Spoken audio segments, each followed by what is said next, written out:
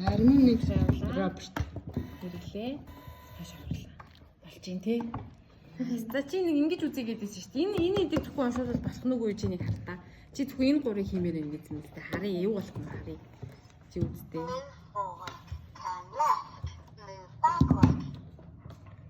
Гүй шүү дээ тий.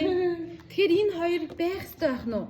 байх Энэ юу зүг ихлээрээ гэж Робертондоо хэлж штэ тий. Ихлээрээ гэж хэлж байна. Дараа нь хамгийн сүүлд нь энэ дуусаарэ гэж байна. Тэгээ энэ хоёр нь байхгүй байвал ойлгохгүй нь штэ тий. Ойлгохгүй нь тий. Тэгэхээр энэ хоёр заавал байх уу?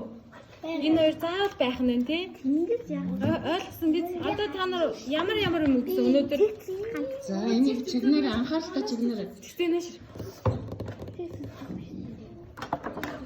Гонхтой ахт яг үлдэх гэж уучлаарай. За. За. 3 4 5. Вау, манай зэгцэн. Роберт.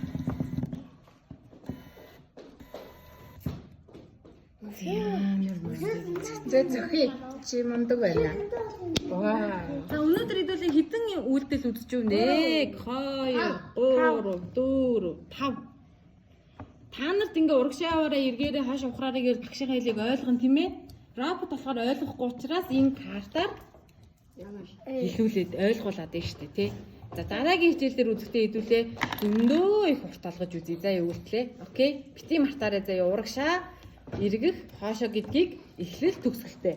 Эхлэл төгсгөл хоёроо хизээч мартаж болно болохгүй. Болохгүй яг зөв. Яриад энэ тухайтай юм. Мундаг юм аа миний хүүхдүүд.